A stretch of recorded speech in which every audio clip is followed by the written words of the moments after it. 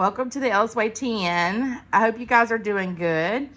I want to jump on really quick and show you guys a preferred way that we like to prepare deer meat. So these are, look at these steaks. They look so good. These come from the back strap of the deer. If you're familiar with a deer, what runs along the back of their spine on both sides. And it just makes the best steaks. As if you watch my other videos, I do have one, I believe, on deer cubes, and that's another way that our family likes to eat the deer. We call them deer balls. The kids have just called them that since they were little because they were little cubes and look like little balls. So nothing other than that. But and those come from the ham of the deer. So that would be like the back, hip, top leg muscle, top legs. So, but these come from the back strap, and this is another preferred way. If you watched any of my other videos, I did not grow up eating deer meat. My kids did, and they prefer it over any other meat. I've learned to like it, and this is one of the ways that I prefer it. So I am actually going to coat these really well with that Montreal seasoning.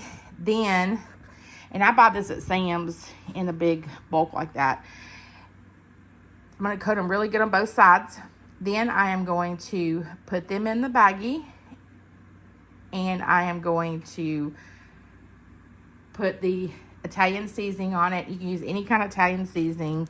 I like the Food Line brand dressings. They are fine. I'm going to pour that in the bag on top of the steaks, kind of make sure all of them are coated good, seal up the bag, and leave it in the refrigerator for 2 days. Then I'm going to take them out. We're going to wrap bacon around them, and we're going to put them on the grill for Memorial Day. So super excited. These look good. I have a freezer full of deer meat, and it's just one way that we like cooking it. So I'll show you the finished result. So I've coated them on both sides, and I'm just going to rest for 5 or 10 minutes, and then I'm going to put them in the bag.